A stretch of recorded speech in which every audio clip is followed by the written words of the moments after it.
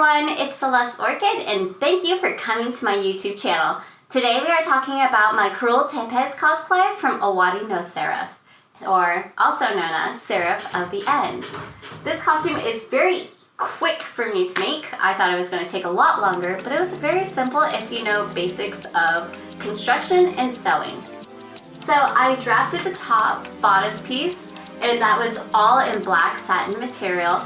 And then I used the same material as a lining. I sewed down the side seams and the back seams, added a zipper, and while I was making the construction of this, make sure to incorporate a keyhole so you can crisscross the neckline. I then sewed down red ribbon along the front bodice seams, and then I added gold buttons, just like her outfit, which I didn't have enough. But it still looks correct, doesn't it? You wouldn't have known unless I told you.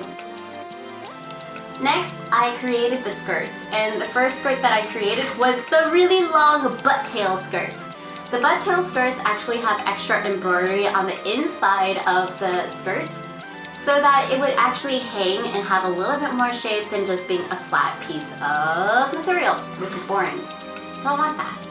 Next, I created two circle skirts of the black material, and I added that into the first layer of the skirt. And then I created two layers of the white skirt so I can make it nice and fluffy and have dimensions so it won't sit down flat without a petticoat. Next, I attached it to the bodice, and then I added these cute two little bows onto my dress. Next was the awesome bell sleeves! And I call these anime sleeves. So the anime sleeves were very easy to make. I based it off of how much window lace I had. And I call these window lace because this looks like something you would put on your window in the kitchen. So I measured out and cut them in half, and then I used this as a template. I then created a trapezoid shape, just like one long shape here, and I cut up here to measure the length of my arm. Then I made a really puffy rectangle shape, and I cinched it with elastic in two spots, which was the top piece and the bottom piece, so it will stay on my arm. The top piece then was top stitched and sandwiched with a ribbon piece that looks like this. This ribbon is actually hearts. So if I flip it this way, you can see the heart design. But if you look at Krul Tepes' design, she's actually got these ridges that also go to the choker. So I was able to use this for the choker piece, and I sewed that together twice and then cut it out. And added the same ribbon from the bodice to here. I made a third bow and attached it to the necklace with a button.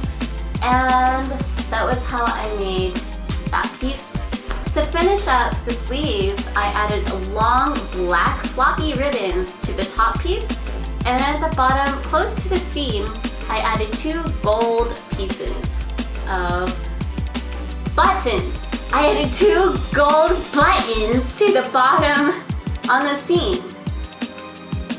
Lastly, I needed to create gloves, which were just two rectangles that fit my hands, and then I just made two long rectangles for my legs. My hair pieces were very simple to make. I actually had a broken double headband from H&M during Halloween time, and I was able to recycle them into hair clips that go right here next to her bangs. And then I had to draft a pattern for the extra ponytail pieces. The ponytail pieces, I just looked at the image and I cut it out on cardstock. And then I transferred it to pleather, and then I just repeated, sewed it, and then I pinned it into place on my head with hairpins. If you have any questions about this cosplay, let me know. Cosplay shouldn't be hard. If you have a hard time with it, then maybe you're doing it wrong. I'm just kidding. Cosplay's for fun. If you're not having fun, then why do it? And don't forget, subscribe if you're not subscribed already so you can see more of my awesome self. And like this video, leave me a comment if you love anime or you don't. Oh wait, I forgot. You guys didn't see the montage.